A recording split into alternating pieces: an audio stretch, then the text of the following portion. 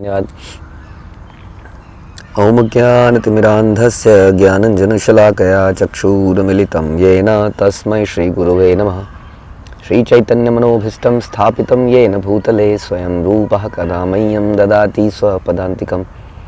वन्देऽहं श्रीगुरौ श्रीयुतापदकमलं श्रीगुरून् वैष्णवांश्च श्रीरूपं साग्रजातं सहगणरघुनाथान्वितं तं सजीवं साद्वैतं सावधूतं परिजन सहितं कृष्ण चैतन्य देवं श्री राधा कृष्ण पादान सहगण ललिता श्री विशाखान्वितांश। हे कृष्ण करुणा सिंधु दीनबंधु जगतपते गोपेश गोपिका कांत राधा कांत नमस्तुते। तप्त कांचन गौरांगी राधे वृंदावनेश्वरी वृषभानुसुते देवी प्रणमामि हरिप्रिये। वाञ्छाकल्पतरुभ्यश्च कृपा सिन्धुभ्यैव च पतितानां पावनेभ्यो वैष्णवेभ्यो नमो नमः। जय श्री कृष्ण चैतन्य प्रभु नित्यानंद श्री अद्वैत गदाधर शिवासादि गौर भक्तवृंद। हरे कृष्णा कृष्ण कृष्णा हरे हरे, हरे राम राम राम हरे हरे। नमो विष्णुपादाय कृष्ण प्रेष्ठाय भूतले श्रीमते भक्ति वेदांत स्वामिन्निति नामिने।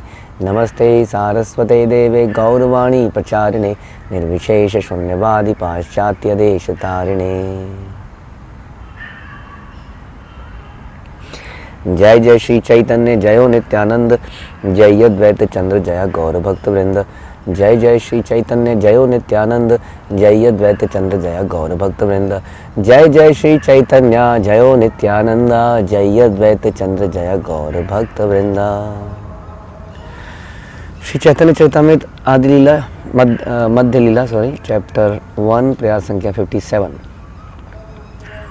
ए भावे नृत्य मध्य पढ़े एक श्लोक से ही श्लोकेरा अर्थ केह नाही बुझे लोक। उस भावावेश में श्री चैतन्य महाप्रभु भगवान जगन्नाथ के समक्ष नृत्य करते समय एक श्लोक गाया करते थे जिसका अर्थ लगभग कोई भी समझ नहीं पाता था। कौन से भावावेश में? गोपियों के विरह के भाव में नृत्य करते हुए एक श्लोक बोलते थे। क्या बोलते थे? य कौमार हरसई ही वरस्था एव चैत्र क्षपास ते चौन्मीलित मालती सुरभया प्रौढ़ा कदम बनिला सा चैवास्मि तथापि तत्र सुरत व्यापार लीला विधौ रेवारोध सीवेतसी तरुतले चैतः समुत्कंठते।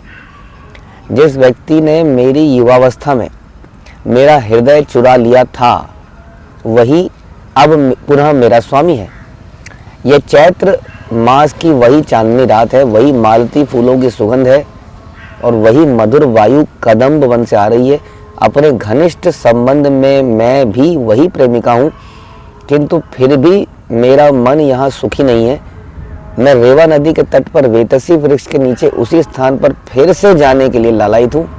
यही मेरी इच्छा है। तो यह रूप गोस्वामी द्वारा लिखित पद्यावली से आया है। तो ऐसा लगता है जैसे कि अगले श्लोक में बताया गया, यही श्लोकेर अर्थ जाने एकल स्वरूप देव से वत्सर यथा गिया छेन स्वरूप। यह श्लोक एक सामान्य भौतिक व्यक्ति युवक और युवती के प्रेम की लालसा जैसा लगता है किंतु उसका वास्तविक गहन अर्थ है जो कि केवल स्वरूप दामोदर को ज्ञात था। और संयोगवश रूप गोस्वामी भी एक वर्ष वहां पर उपस्थित थे। तो ऐसा लगता है कि जैसे कोई प्रेमिका कह रही है कि युवावस्था में जिसने मेरा दिल चुरा लिया था वही मेरा फिर से स्वामी है। चांदनी की रात है, हवा बह रही है, मंद मंद हवा, खुशबू आ रही है, सब चल रहा है। हमारा मन है कि हम वही नदी के तट पे जाएं। तो ये वास्तव में राधा रानी का भाव है। जब समझ लीजिए कुरुक्षेत्र में ये लोग भगवान से फिर से मिलते हैं तो युवावस्था में वृंदावन में ब्रज में भगवान ने इस प्रकार से सभी गोपियों का दिल चुराया और फिर वो चले गए। अब वो पुनः वहाँ पर स्थापित हो गए, पुनः वहाँ पर आ गए। तो कह रहे हैं ये पुनः मेरे वही स्वामी है। हाँ, ये सारी जगह भी वैसी है, समय भी वही है, सब कुछ बढ़िया है, लेकिन अभी हम कुरुक्षेत्र में हैं। तो हमारा हृदय में क्या इच्छा है गोपियों की? भगवान को उसी जगह पे ले जाएं, फिर से उसी वृंदावन में, उसी यमुना जी के तट पर ले जाएं।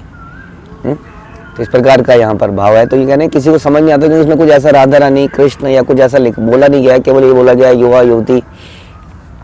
तो स्वरूप दामोदर का उसका ज्ञान था। और रूप गोस्वामी भी एक बार वहाँ पर उपस्थित थे और उन्होंने ये सुना, प्रभु मुख्य श्लोक सुनी श्री रूप गोसाई, सेई श्लोकेरा अर्थ श्लोक करीला तथाई।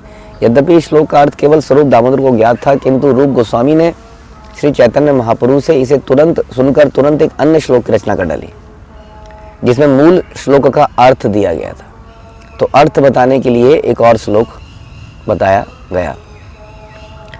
श्लोक करी एक ताल पत्रे लिखिया, आपन व सार चाले रखिया गुंजिया।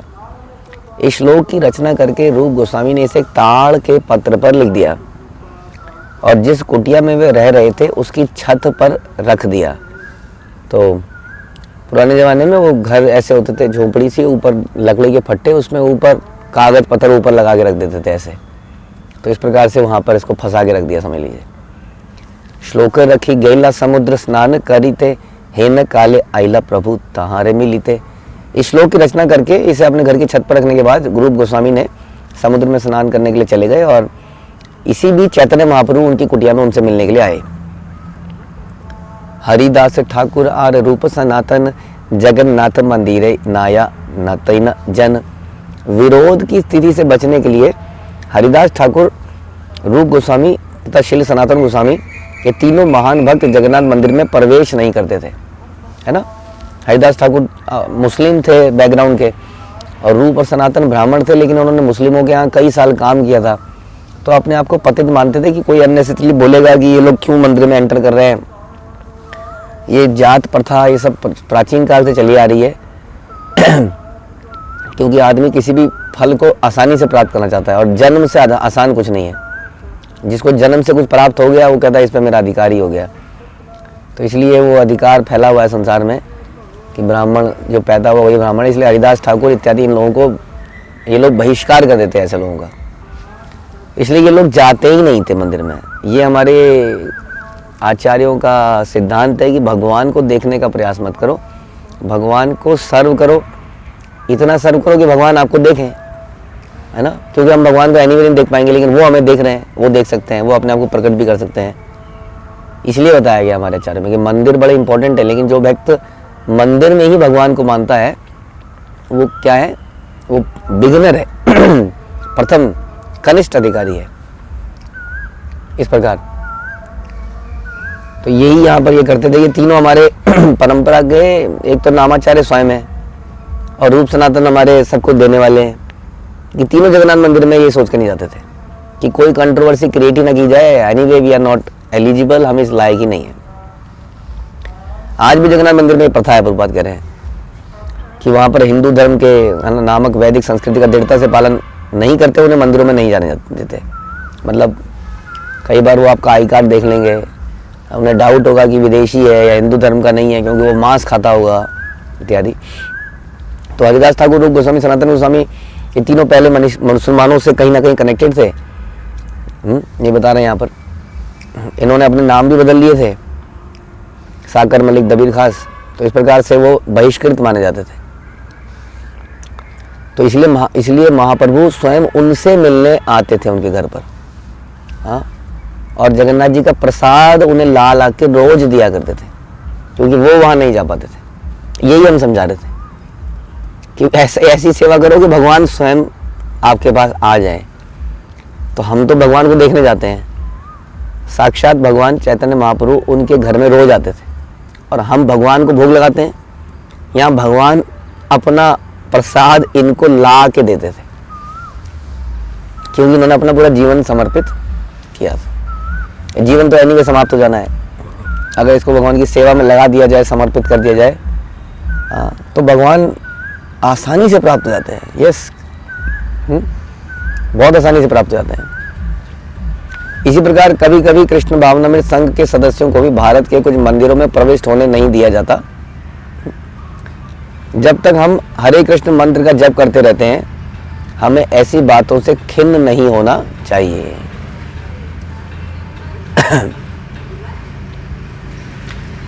जब तक हम हरे कृष्ण मंत्र का जाप करते हैं तो ऐसी बातों से खिन्न नहीं होना चाहिए जो भक्त कृष्ण नाम का जप करते हैं उनके साथ स्वयं कृष्ण रहते हैं। इसलिए यदि हम हरे कृष्ण मंत्र का जाप कर रहे हैं और यदि हम भगवान की सेवा में लगे हैं तो हमें ये सोचना चाहिए कि भगवान नित्य हमारे साथ हैं, क्योंकि कृष्ण में और उनके नाम में अंतर नहीं हम जानते हैं और नाम की पावर को हम सब जानते हैं। केवल नाम की पावर से पूरे संसार में क्रांति आई, ये जो हम देख रहे हैं आज की डेट में। इसलिए यदि हम शुद्धता से नाम ले रहे हैं तो समझ लीजिए भगवान हमारे साथ में है। अतएव किसी मंदिर में यदि प्रवेश ना मिले तो इसके लिए दुखी नहीं होना चाहिए, है ना। ऐसे अंधविश्वासी निषेधों का श्री चैतन्य महाप्रभु ने कभी अनुमोदन नहीं किया। जिन्हें जगन्नाथ मंदिर में प्रवेश के लिए अयोग्य माना जाता था उनके पास चैतन्य महाप्रभु रोजाना मिलने जाते थे। इससे पता चलता है कि ऐसे निषेध मान्य नहीं है। फिर भी ये महान व्यक्ति मंदिर में किसी प्रकार की अनावश्यक खलबली से बचने के लिए प्रवेश नहीं करते थे। हम लोग फिर भी उपद्रव नहीं मचाना चाहिए। जानते हो कि हम एक वैष्णव है, ये धोती देखी है, कंठी देखी है, तो फिर हम वैष्णव नहीं है जो इस प्रकार बोलता है। वैष्णव बड़े हम्बल कहलाओ के जैसी परिस्थिति है उसको एक्सेप्ट करके भगवान के भजन में ज़्यादा फोकस करता है। महाप्रभु जगन्नाथेर उपल भोग देखिया निज गृह यान एई तीनेरा मिल लीला। श्री चैतन्य महाप्रभु नित्य प्रति जगन्नाथ मंदिर में उपल भोग उत्सव देखते और उसके बाद वे अपने निवास स्थान लौटते और लौटते समय इन तीनों महापुरुषों से भेंट करते थे रोज। तो बता रहे उपल भोग एक विशेष प्रकार का भोग है जो गरुड़ स्तंभ के पीछे एक पत्थर के ऊपर चढ़ा जाता है। सोचिए, ये पत्थर उपल कहलाता है। गरुड़ स्तंभ बहुत दूर है गर्भगृह से, उसके ऊपर एक पत्थर में रखा जाता है। सारा भोग जगन्नाथ जी के सिंहासन के नीचे मंदिर कक्ष के भीतर अर्पण किया जाता है, किंतु यह भोग जनता के सामने पत्थर पर अर्पण किया जाता है, इसलिए यह उपल भोग कहलाता है। इसको देखने के बाद फिर जाते थे। यही तीन मध्य यबे थाके यही जन तारे आसी आपन मिले प्रभुर नियम। यदि इन तीनों में से कोई एक उपस्थित नहीं होता था, यानी कि हरिदास ठाकुर, रूप सनातन, तो वे विशेष जनों से मिलते थे। हाँ, यह उनका दैनिक कार्य था, दैनिक नियम था। देवे आसी प्रभु यबे ऊर्ध्व ते चाहिला चालो गौंजा ताल पत्रे से ही श्लोक पाइला। जब चैतन्य महाप्रभु रूप गोस्वामी के कक्ष में आए तो वो तो थे ही नहीं, वो तो समुद्र स्नान करने चले गए थे। तो संयोग से उन्होंने देखा ये छत पे क्या रखा हुआ है। उस कागज को उन्होंने देखा, ताड़पत्र को देखा और ताड़पत्र को निकाला कि क्या है ताड़पत्र में। कुछ श्लोक ही होगा, कुछ लिखा होगा। रूप गोस्वामी ने क्या लिखा है, क्योंकि बड़े बहुत बढ़िया रचना करते थे और चैतन्य महाप्रभु को उनकी रचनाएं बड़ी पसंद आती थी। और रूप ने जरूर कुछ लिखा होगा। ताड़ को निकाला, श्लोक को पढ़ा। हाँ, श्लोक को पढ़ा तो श्लोक पढ़ी आछे प्रभु आविष्ट हैया रूप गोसाई आसी पढ़े दंडवत हैया। इस श्लोक को पढ़कर चैतन्य महाप्रभु को भावावेश हो गया, इतना भाव आ गया उनके अंदर, ऐसा उसमें लिखा था। जब वे इस श्लोक जब वे दशा में थे तो श्री रूप गोस्वामी आ गए। हाँ, एकदम से तभी वो आ गए और महाप्रभु पढ़ के भाव में थे और रूप गोस्वामी आते ही दंडवत कर दिया उन्होंने। दंड की तरह, दंड शब्द का अर्थ है डंडा, डंडा सीधा गिरता है। उसी प्रकार जब किसी गुरुजन को कोई साष्टांग प्रणाम करता है तो वह दंडवत कहलाता है। कभी कभी हम दंडवत शब्द का प्रयोग करते हैं किंतु भूमि पर गिरते नहीं। कुछ भी हो, दंडवत का अर्थ है किसी गुरुजन के समक्ष डंडे के भांति गिरना। तो कुछ लोग प्रश्न पूछ रहे थे दंडवत और पंचांग के बारे में, यहाँ प्रभुपाद लिख रहे हैं कि कभी कभी हम दंडवत शब्द का प्रयोग करते हैं लेकिन गिरते नहीं है। तो प्रभुपाद कह रहे हैं इतना उसके उसमें मत जाओ। हम का हिसाब लगा रहे थे किसी के, तो किसी के 6 अंग लग रहे हैं, किसी के 7 अंग लग रहे हैं या क्या। तो वह साष्टांग या षष्टांग या जो भी है, कहने का मतलब है कि हम आपको आपके सामने जैसे नमस्कार करते हैं हम, तो इस प्रकार से दंडवत प्रणाम करना चाहिए। जहाँ मौका नहीं लग रहा है, फ़ोन पे हैं या दूर हैं कहीं, तो वहाँ पर हृदय से दंडवत करना चाहिए। अब दंडवत का मतलब इसमें माताओं के लिए पंचांग है।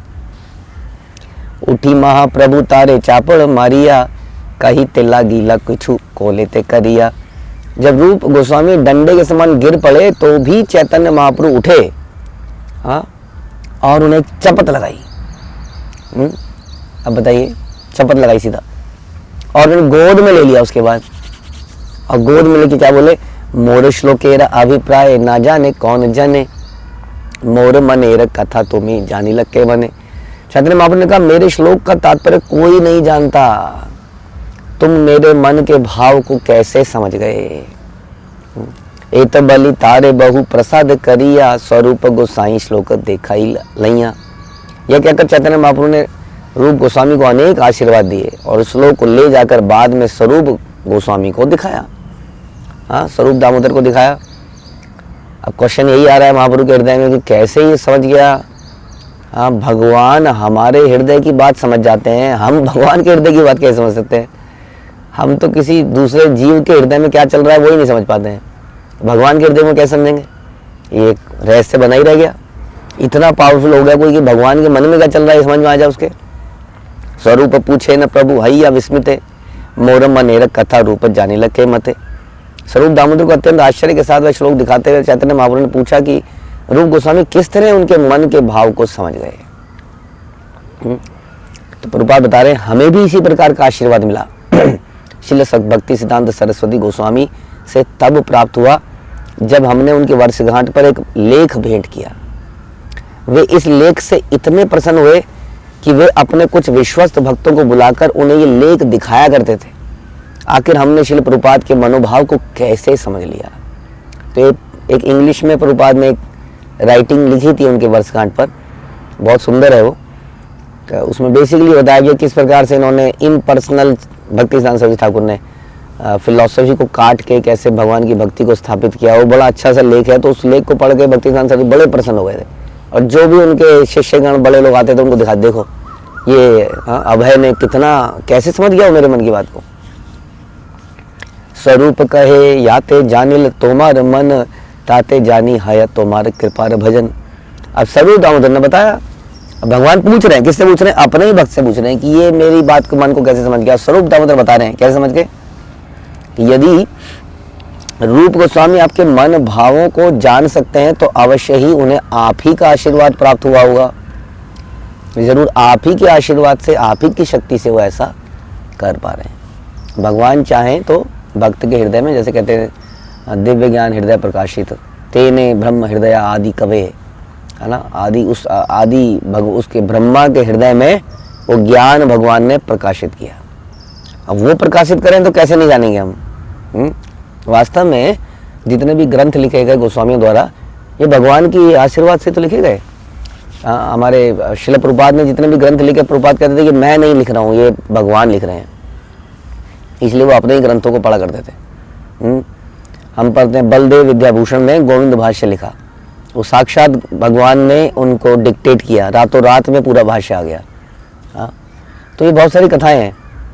जयदेव गोस्वामी, इन सब की कितनी कथाएं हैं जिसमें भगवान ही डिक्टेट कर रहे हैं, गाइड कर रहे हैं, ये लिखना है, ये लिखना है। क्योंकि भगवान के भक्त को माध्यम बना के ग्रंथों को, इसका मतलब ग्रंथ साधारण ग्रंथ नहीं है ना, ये समझना चाहिए हमें। अब गीता में भगवान कहते हैं कि सारे वेदों का संकलन करता मैं ही हूँ और उनको अलग अलग रूपों में प्रस्तुत करने वाला भी मैं ही हूँ इन भक्तों के माध्यम से। इसीलिए इन भक्तों को पढ़ के जीवन में उतार के इतने बड़े क्रांति जीवन में हो रही है लोगों के। तो इस प्रकार उन्होंने कहा कि आपकी कृपा जरूर है रूप गोस्वामी के ऊपर, जिसके कारण वो ऐसा कर पाए।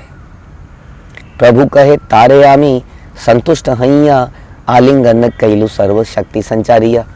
महाप्रभु ने कहा मैं रूप गोस्वामी से इतना प्रसन्न था कि मैंने उसका आलिंगन कर लिया और उसे भक्ति की विधि का प्रचार करने के लिए सारी शक्तियां दे दी। इसी को भगवान कहते हैं कि तेषाम सतत युक्ता नाम भजताम प्रीति। तो जो नेसेसरी बुद्धि की आवश्यकता है वो भगवान दे देते हैं। डोंट वरी, हमें आगे बढ़ना है भगवान की प्रसन्नता के लिए। तो भगवान आवश्यक वस्तुएं, बुद्धि, सब कुछ दे खोल देते हैं अपने दरवाजे। तो प्रॉब्लम ये कोई बढ़ने को तैयार नहीं है उस रास्ते में। बड़े तो कितने बड़े चमत्कार ऑलरेडी हो चुके हैं, फिर भी लोगों को वो सांसारिक चमत्कार जो होते ही नहीं चमत्कार। तो इतनी सैलरी, थोड़ी सी सैलरी बढ़ गई, थोड़ा सा ये हो गया। मैं कल किसी भक्त से चर्चा कर रहा था कि कितना रगड़ाई है संसार के अंदर। और दिन रात लोग लगे हुए हैं, किसी तरह से बैंक बैलेंस इतना बढ़ रहा है, लेकिन उसका भोग करने का समय नहीं है। शरीर बेकार हो चुका है, बच्चों के लिए, परिवार के लोगों के लिए समय नहीं है। तो क्या मतलब कर रहे हैं कुछ नहीं पता। और हम उन्हें बता रहे थे कि भक्त लोग जो अपने आप को समर्पित करते हैं वो आनंद से जीवन बिता रहे हैं, भगवान की सेवा भी कर रहे हैं, जीवन का आनंद भी ले रहे हैं, शरीर को भी स्वस्थ रख रहे हैं, फिर भी इस तरफ को आदमी आने को तैयार नहीं है, क्योंकि वो खुद ही कुछ कंट्रोलर बनना चाहता है। एक तो है कि अपने पिताजी की संपत्ति को हासिल कर ले, उनको सर्व कर करके, genuinely, not for getting the money. और एक है नहीं, मैं अपने आप को स्थापित करूंगा, मैं ये नहीं सुनना चाहता कि मैं अपने पिता की संपत्ति पर जी रहा हूँ, टुकड़े काट रहा हूँ, इसलिए मैं खुद अपना खड़ा करूंगा। ऐसे विचार हैं दुनिया में, बहुत ज़्यादा हैं। बहुत सारे बड़े बड़े इंडस्ट्रियलिस्ट हैं, इनके बच्चे कुछ नया करना चाह रहे हैं कि पिताजी ने तो कर लिया, या उनसे जो भी है, हम लोग अपने आप को साबित करने में लगे हैं। यही समस्या है। मनः षष्ठानि इंद्रियाणि प्रकृति स्थानि कर्षति। भयंकर संघर्ष के कारण वो झुलस गए हैं वो लोग। जैसे कि नैमिषारण्य में भयंकर कह लीजिए उस यज्ञ को करके उन्होंने बोला हमारी स्किन जो है जल गई है, काली पड़ गई है धुएं से, लेकिन कुछ प्राप्त नहीं हुआ, तो अब हम भागवतम करेंगे। इस प्रकार तो जब आदमी को ये समझ में आए तो उसको देखना चाहिए कि कितने सारे भक्तों ने इस जीवन को जिया है और भगवान दरवाजे खोलने को बैठे हैं, बट कोई आए तो सही उधर को उस रास्ते को। और ऐसा हो रहा है, अनेक लोगों ने ऐसा कर दिया है, शांति से सुख से जीवन जी रहे हैं, भगवान का भजन कर रहे हैं और भगवान की कृपा भी प्राप्त कर रहे हैं। तो इसलिए रूप गोस्वामी को सारी शक्तियां प्रदान कर दी भगवान ने। योग्य पात्र है या गुड़ रस विवेचन, तुम यो कहियो तारे गुड़ रसाख्याने। मैं श्री रूप गोस्वामी को भक्ति के गुह्य रस को समझने के लिए सर्वथा योग्य समझता हूँ और संस्तुति करता हूँ कि तुम उसे भक्ति के विषय में आगे बतलाओ। स्वरूप दामोदर। यही सब कही बा आगे विस्तार कनिया, संक्षेप उद्देश्य कैला प्रस्ताव पाइया। मैं इन सब घटनाओं के बारे में बाद में विस्तार से बताऊंगा, यहाँ पर मैंने केवल संक्षिप्त वर्णन किया है। ये शेष लीला का सार हम प्रस्तुत कर रहे हैं मध्य लीला में, शुरुआत में ही, कि आगे पूरे मध्य और आदि अंत में हम क्या क्या करने वाले हैं। तो ये सब की डिटेलिंग बाद में होगी। प्रिय सोयम कृष्ण सहचरी कुरुक्षेत्र मिलितस तथा हमसा राधा तदिद मुभयो संगम सुखम तथाप्यंतः खेलन मधुर मुरली पंचम जुषे मनो में कालिंदी पुलीन विपिनाय स्पृहयाति। यह श्रीमती राधा रानी द्वारा कहा गया श्लोक है। हे प्रिय सखी, अब मैं इस कुरुक्षेत्र में अपने अत्यंत पुराने और प्रिय मित्र कृष्ण से मिली हूँ। मैं वही राधा रानी हूँ और अब हम मिल रहे हैं, ये अत्यंत सुखद है। किंतु अब देखिए, ये उस श्लोक का मतलब, इसमें सारे किरदार जगह के नाम सब आ गए। उसमें था कि एक युवती है, वो खड़ी है, वो है ना, वो सीक्रेट श्लोक था। और ये क्या बता रहे, हे प्रिय सखी, मैं इस कुरुक्षेत्र में हूँ, अपने पुराने मित्र कृष्ण से मिली हूँ। यहाँ पर फिर से मैं वही राधा रानी हूँ, ये वही मेरे जिन्होंने युवावस्था में मेरा दिल चुरा लिया था, ये आज वही मेरे स्वामी फिर खड़े हैं मेरे सामने। ये बड़ा सुखद है। किंतु मेरा मन कहाँ जाने को कर रहा है, यमुना नदी का नाम आ गया, वन के वृक्ष के नीचे बैठने के लिए ललायित है। मैं वृंदावन का नाम आ गया कि वन के भीतर पंचम स्वर में गूंजने वाली उनकी मधुर मुरली की ध्वनि सुनने की इच्छुक हूँ। इस प्रकार पूरा का पूरा उस श्लोक का मतलब एक और श्लोक के माध्यम से आ गया। यही श्लोक संक्षेपार्थ सुनो भक्तगण, जगन्नाथ देखिए छे प्रभुर भावन। अब हे भक्तों, इस श्लोक की संक्षिप्त व्याख्या सुनो। श्री चैतन्य महाप्रभु जगन्नाथ के विग्रह का दर्शन करते हुए इस प्रकार सोचते थे। श्री राधिका कुरुक्षेत्रे कृष्णेर दर्शन, यद्यपि पायेन प्रभु भावेन एछन। वे उन श्रीमती राधा रानी के विषय में सोच रहे थे जो कृष्ण के कुरुक्षेत्र में मिली थी। यद्यपि वे कृष्ण से वहां मिल चुकी थी, किंतु फिर भी वे उनके विषय में इस प्रकार सोच रही थी। राजवेश, हाथी घोड़ा, मनुष्य गहन, कहाँ गोप वेश, कहाँ निर्जन वृंदावन। वे कृष्ण को वृंदावन के शांत वातावरण में गोप वेश धारण किए हुए सोच रही थी, किंतु कुरुक्षेत्र में तो वे राजसी वेश में थे, गोप वेश में नहीं थे। उनके साथ हाथी घोड़े लोगों का समूह था और इस प्रकार वहां का वातावरण उनसे मिलने के लिए अनुकूल नहीं था। हाँ, तो भगवान के साथ हमारा रिश्ता केवल प्रणाम करने का नहीं हो सकता है। ये हमारे ग्रंथ, हमारे गौड़ीय वैष्णव परंपरा में ये बड़ा क्लियरली स्थापित किया गया कि इट इज नॉट इनफ कि भगवान को मध्याजी माम नमस्कुरु is not everything, it is something but is not everything. Ultimately भगवान के साथ हमारा प्रेम संबंध होना चाहिए। प्रेम किसी भी धर्म का अल्टीमेट एम है, कृष्ण से प्रेम। और कृष्ण से प्रेम में आदमी केवल नमस्कार नहीं करेगा ना, आपके घर में आपका कोई विशेष व्यक्ति होगा तो क्या केवल ये नहीं करेंगे, तो हम चलते फिरते व्यक्ति से बोलते हैं हरे कृष्णा बस, आप अपने रास्ते हम अपने रास्ते, है ना, प्रणाम किया आपने, रिस्पेक्ट दी, बट दैट इज नॉट प्रेम। प्रेम आइए ना, नहीं घर चलना पड़ेगा, नहीं इतने दिनों से आप आए नहीं है, आप कुछ खा के जाइए ना, ये खा के जाइए या बैठिए, हम आपको समय सर्व करने दीजिए, बड़ा आनंद आता है हृदय में, हाँ अब हमें संतुष्टि मिली, आपको सर्व किया। तो प्रेम का लक्षण है सेवा। केवल प्रणाम करने से सेवा नहीं है, लेकिन प्रणाम करने वाला भक्ति में पहला कदम तो बढ़ाता है कम से कम। तो ये हम यहाँ बता रहे हैं कि अब ये भाव है जहाँ पर प्रेम देना है, हाँ बहुत सारी लीलाएं करनी है। अब यहाँ पर इतने सारे लोग खड़े हैं, कई बार बहुत सारे लोगों के बीच में किसी को प्रसाद देना, किसी की सेवा करने में संकोच होता ना, कि देख रहे हैं सब एक तो संकोच सा आ जाता है थोड़ा सा, वो कई बार एनिमी का कारण भी बन जाता है बाकियों के हृदय में। तो इसलिए कह रहे हैं उपयुक्त माहौल नहीं है, हाथी घोड़े सैनिक ये सब यहाँ पे खड़े हैं, आपके कपड़े भी ऐसे हैं राजा की तरह। तो कह रहे हैं कि उसी प्रकार के गोप वेश में देखना चाहते हैं, तो अनुकूल नहीं था वातावरण। से ही भाव से ही कृष्ण से ही वृंदावन, यब पाई तब हया वांछित पूर्ण। इस प्रकार कृष्ण से मिलकर और वृंदावन के वातावरण के विषय में सोचकर राधा रानी ने मन ही मन चाहा कि वे मुझे पुनः वृंदावन ले जाकर उस शांत वातावरण में मेरी इच्छा पूरी करें। इस प्रकार ये भक्तों का हृदय की बात है, क्योंकि हम लोग क्या है किंतु प्रोद्यान निखिल परमानंद पूर्णाम तापधेर गोपी भरतुर पद कमलेर दास दास दासानुदास। कि सारे संसार को वो रस प्रदान करने वाले, पूर्ण आनंद प्रदान करने वाले, रोशनी करने वाले, गोपियों के पालन करता उस भगवान के दास हम बन जाएं, ऐसी हमारी इच्छा है। तो भक्तों को सर्व करना है, भगवान को डिमांड नहीं करनी है। जैसे कि अब किसी से आप जाओगे उसके ऑफिस में, तो आप कहोगे प्रभु जी ये सॉरी सर ये मेरा प्रॉपर्टी का पेपर अटका हुआ है, इसको साइन कर दीजिए, सर ये मेरे ये हो रहा है, ये कर दीजिए, ये कर दीजिए। तो उसके लिए तो आप उसके ऑफिस में जाओगे उससे काम निकालने के लिए। हाँ, तो भगवान के मंदिर में जाएंगे, उन्हें प्रणाम करेंगे, उसके बाद कुछ डिमांड की अर्जी साइड में रख देंगे, भगवान ये मेरी लिस्ट है जरा देख लीजिए। और एक क्या कह रहा है कि ये अब सब ऑफिस से कब बंद करो ना ऑफिस, चलो अब जरा आपको खाना खिलाना है, जरा चलते हैं, यहाँ पे तो बड़ा भीड़ भाड़ है, सब लोग गिद्धों की तरह आपको लूटना चाह रहे हैं, कोई मांगना चाह रहे हैं आपसे। तो इस प्रकार का भाव यहाँ पर था।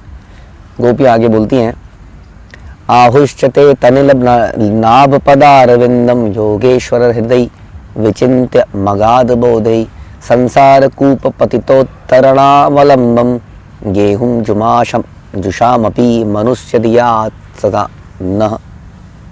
हे कमल पुष्प जैसी नाभि वाले प्रभु, आपके चरण कमल इस भौतिक अस्तित्व रूपी गहरे कुएं में गिरे हुए व्यक्तियों के लिए एकमात्र आश्रय है। कुएं के अंदर कोई व्यक्ति गिरा है तो समझ लीजिए भगवान का लंबा सा पैर उसके अंदर आया उसको पकड़ के कुएं में से बाहर निकल जाओ। आपके चरणों की पूजा एवं ध्यान बड़े बड़े योगी विद्वान ये सब दार्शनिक करते हैं। हमारी मनोकामना है कि चरण कमल हमारे हृदयों के भीतर उदित हों। यद्यपि हम घर के कार्यों में लगी हुई साधारण स्त्रियां हैं, कोई बहुत कुछ नहीं है हमारे पास, ज्ञान नहीं है, इसका मतलब योगियों जैसा ध्यान करने की शक्ति हमारे हृदय में नहीं है, लेकिन हम प्रार्थना करते हैं कि आप हमारे हृदय में आए। हाँ, किस लिए? केवल इसलिए कि हम आपको दर्शन करना चाहते हैं, आपको सर्व करना चाहते हैं, दैट्स इट। योगियों की हो सकता है डिमांड हो कि वो ब्रह्म ज्योति में मिल जाए, संसार के चक्रों में से छूट जाए, ज्ञानियों की और योगियों की हो सकती है कि उन्हें सिद्धि प्राप्त हो, इसलिए वो चरण कमल देखें। लेकिन हम तो केवल आपके चरण चाहते हैं। तो हमारे चरण मोर व्रज पूरे घरे उदय करे यदि तबे वांछा पूरे। गोपी ने सोचा कि हे प्रभु, यदि आपके चरण कमल का हमारे वृंदावन स्थित घरों में फिर से पदार्पण हो जाए तो हमारी मनोकामना पूरी हो जाएंगी। बस आप उसी भाव में यहाँ पर फिर से आ जाइए। अब ये वास्तव में गोपियों को सुख नहीं देता है जितना भगवान को सुख देता है। ये भी क्लियर है कि खुद भगवान को भी यही चाहिए, यही प्रिय लगता है। ऐसा अनेक ग्रंथों से, शास्त्रों से पढ़ के में समझ में आता है कि Krishna also wants to be. इसलिए कहते हैं कि वृंदावन त्यजते त्यजेत एकम पदम एकम ना गच्छति, कि भगवान वृंदावन का कभी त्याग करते ही नहीं है, क्योंकि वहां पर ये भाव तो भगवान की भी यही इच्छा है। लेकिन कई सारे अर्जी वाले लोग भी खड़े हैं, तो उनको सुनना पड़ता है हमारी अर्जियों को। तो गोपियाँ चाहती हैं फिर से वृंदावन में आए और उनकी इच्छा पूरी हो जाए। भक्ति विद्वान सरस्वती ठाकुर कहते हैं, गोपियाँ निष्काम भाव से पूर्णतः भगवान की सेवा में लगी थी। वे ना तो कृष्ण के ऐश्वर्य से, ना ही कृष्ण को भगवान समझ के उनसे आकर्षित थी। हाँ, ये नहीं हमारे घर में आइए, हमारा घर शुभ हो जाएगा, यहाँ कदम रख लीजिए, वृंदावन में कदम रखेंगे तो ये शुभ हो जाएगा मेरा घर। फिर इस घर के अंदर क्या होंगे, वो दूधो नहाओ पूतो पलो, मेरा बेटा शादी करेगा, उसके बच्चे पैदा होंगे और सब कुछ संपन्न रहेगा। इसलिए घर में आके चरण रख दीजिए, गुरु जी के चरण जरा पड़ जाए यहाँ पर, फैक्ट्री में, यहाँ पर लोग ऐसा सोचते हैं, कहते हैं। यहाँ पर भक्तिदान कह रहे हैं ऐसा कोई विचार नहीं था उनका। ग्रामीण बालिकाएं होने के कारण गोपियां कुरुक्षेत्र से अधिक आकर्षित नहीं हुई। जहाँ कृष्ण हाथी घोड़े राजसी ठाट से युक्त उपस्थित थे, वास्तव में उन्होंने कृष्ण की इस वातावरण से में अधिक सराहना नहीं करी। कृष्ण गोपियों के ऐश्वर्य या उनके व्यक्तिगत सौंदर्य से नहीं, अपितु उनकी शुद्ध भक्ति से आकृष्ट थे। इसी तरह गोपियां राजकुमार कृष्ण से नहीं, अपितु गोप कुमार कृष्ण के प्रति आकृष्ट थी। भगवान कृष्ण अचिंत्य रूप से शक्तिमान हैं। उन्हें समझने के लिए बड़े बड़े योगी, संत, महात्मा सारे भौतिक कार्यों को त्याग कर उनका ध्यान करते हैं। इसी तरह भौतिक लोभ में लिप्त रहने वाला व्यक्ति भी, ऐश्वर्य की वृद्धि चाहने वाला, परिवार का भरण पोषण करने वाला, संसार से मुक्ति चाहने वाला भी भगवान की शरण में जाता है। किंतु ऐसे कार्यों और इच्छाओं से गोपियां पूर्णतः अनजान हैं। वे इस प्रकार के शुभ कार्य करने में तनिक भी दक्ष नहीं है। पहले से आध्यात्मिक रूप से प्रबुद्ध होने के कारण वे दूर स्थित वृंदावन गांव में भगवान की सेवा करने में अपनी विशुद्ध इंद्रियों को लगाना चाहती हैं। वे गोपियां ना तो शुष्क ज्ञान में, न कला, संगीत, अन्य सांसारिक विषयों में कोई रुचि रखती ही नहीं है। वे भौतिक भोग और वैराग्य से के ज्ञान से सर्वथा अनजान है। इनकी एकमात्र अभिलाषा है कि कृष्ण वापस आकर इनके साथ दिव्य लीलाएं करने का आनंद लें। इनकी इतनी इच्छा है कि कृष्ण वृंदावन में ही रहें, जिससे वे उनकी प्रसन्नता के लिए उनकी सेवा करें।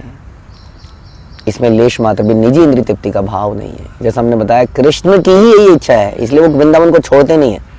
लेकिन व्यक्ति कई बार बहुत बिजी हो जाता है ना, लिखे जा रहा है, आए जाने, हे भगवान ये दे दो, तो गोपियां पीछे से कह रही है बस करो, बंद करो भगवान, चलो।